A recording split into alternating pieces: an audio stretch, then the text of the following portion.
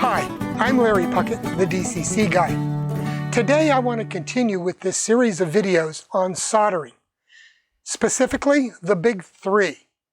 These are the three biggest jobs that you will use soldering for in model railroading, and they include soldering rail joiners to join two pieces of rail together on your layout, adding feeders to the rail so that you can provide power to them, and finally, splicing wires together.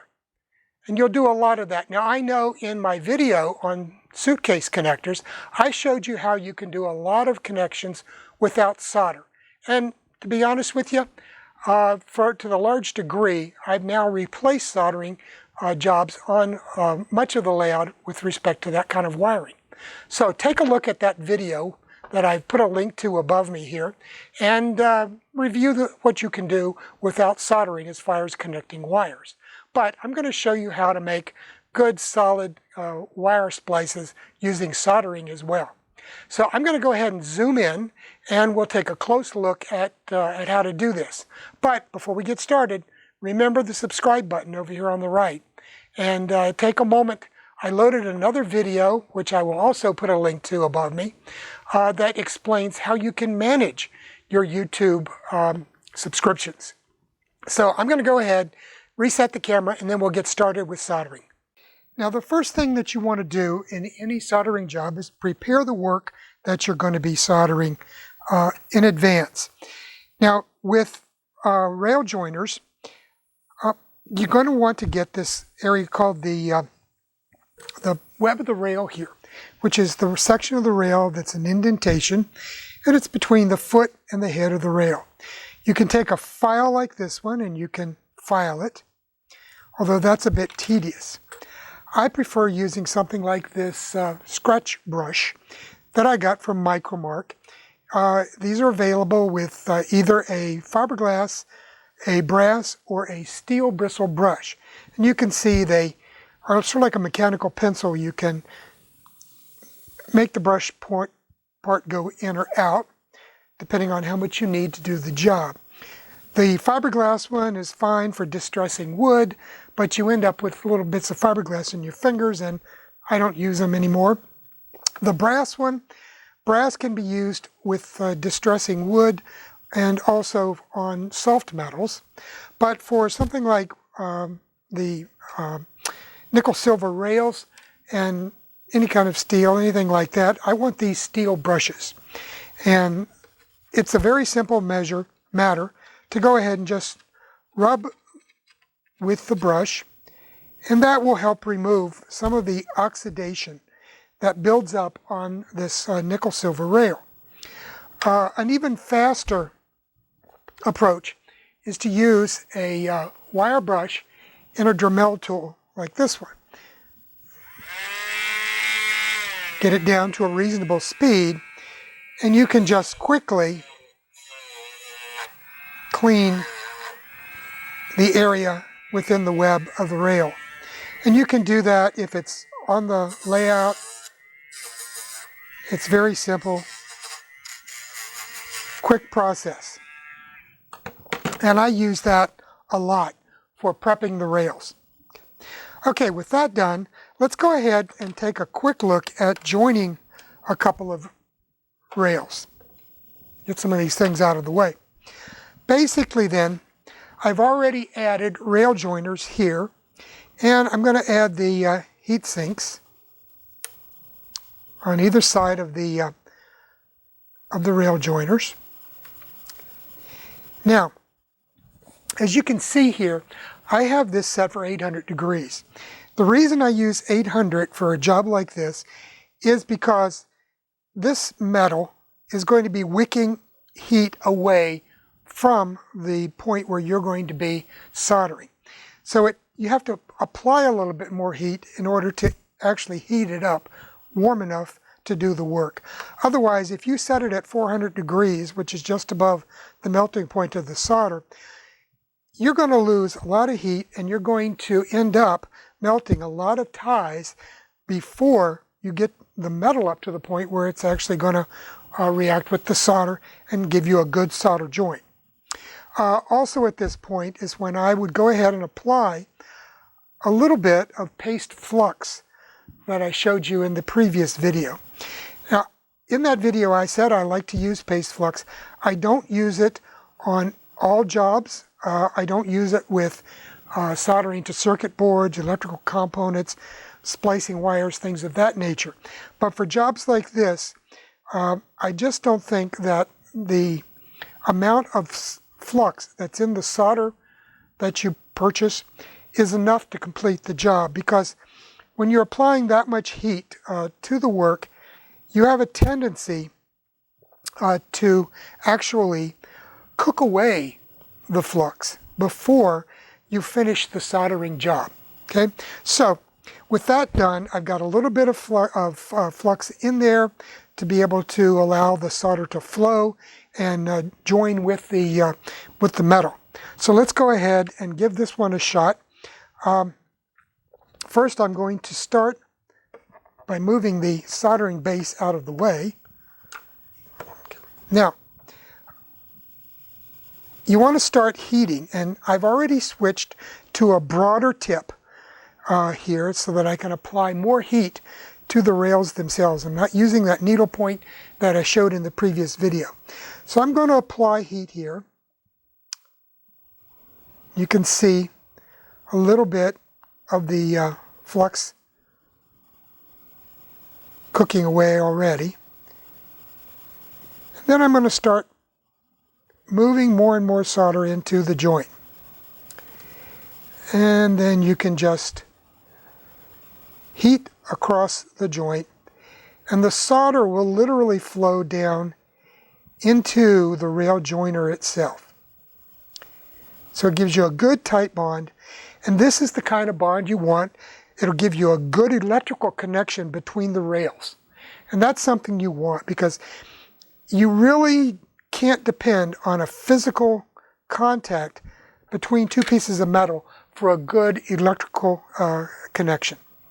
Okay, so that's how simple that is. You can see I can't pull that apart, twisting it or anything. That is a good solid joint. Okay, let's go ahead and take a look at adding a rail feeder to a piece of track. Now, typically you might not strip away this a tie, but it helps, and then you can insert the tie afterwards again before you ballast. And that helps to prevent melting of the tie itself. Okay, so I've already prepared the surface with my scratch brush here, and it's ready to be soldered to.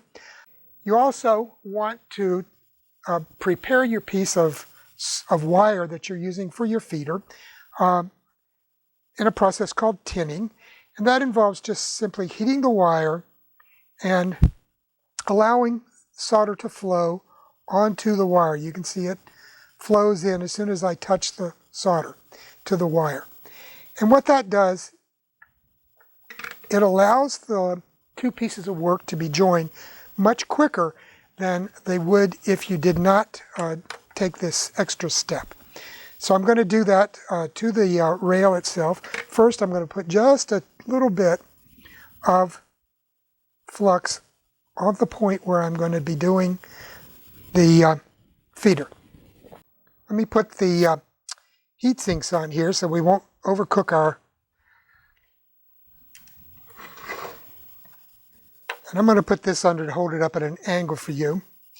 And then I'm going to take the piece of wire that's being used as our feeder, and we're going to heat the rails. And as soon as that solder melts, the two pieces will fuse because they already have a good application of solder on them. And that's the advantage of tinning. It goes very quickly.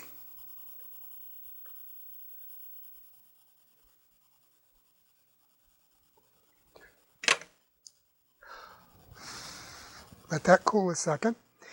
And I'll take everything off here.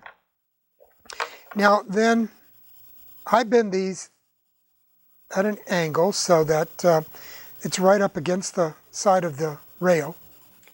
And you can then apply ballast and weathering paint here, and that will disguise it, and unless you know it's there, you'll never even see it, okay?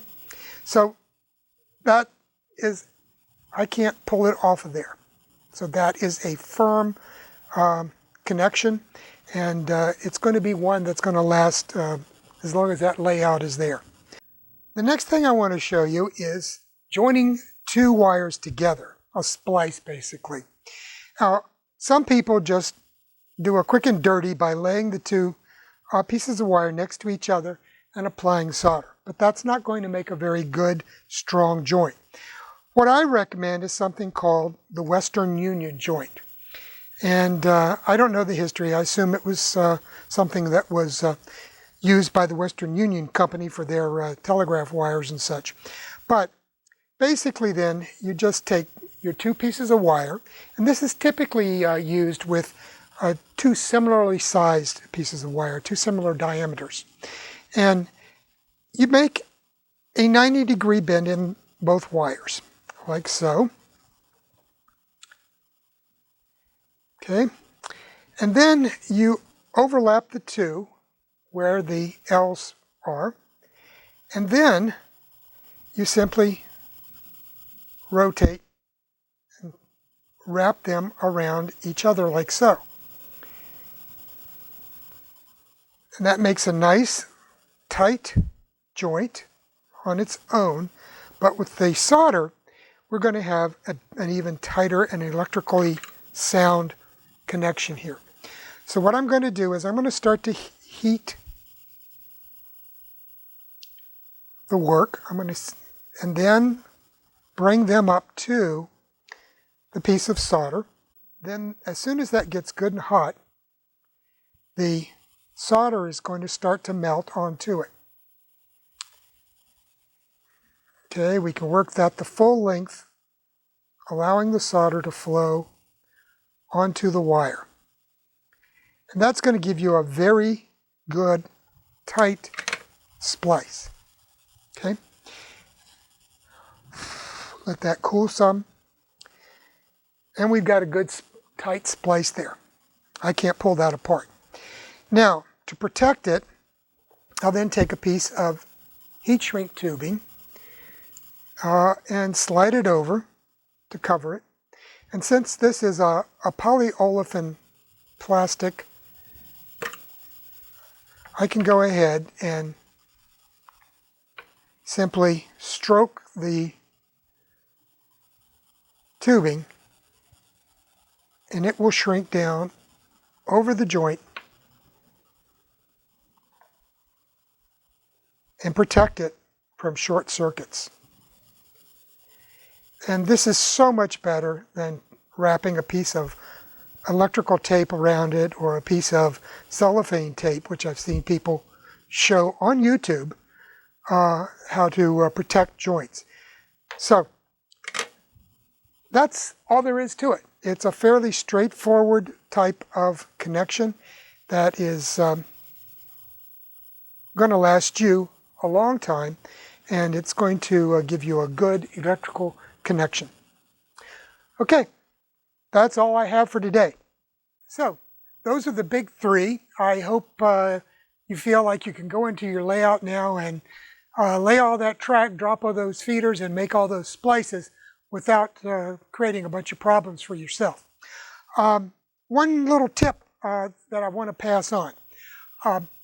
After you do your soldering, particularly your rail joiners and your rail feeders, come back with a brush, one of those micro brushes or something like that, and some alcohol. And use that to go over the joint and clean off any residue created by the soldering process. Particularly if you use a little extra of that paste flux, it can leave some residue on the surface as a result of the soldering. So make sure that you clean that up. It's very quick and easy to do that, and it does give you a nice clean finish that you can apply some weathering paint to. So that's all I have. We'll see you at the beginning of next week with a new video.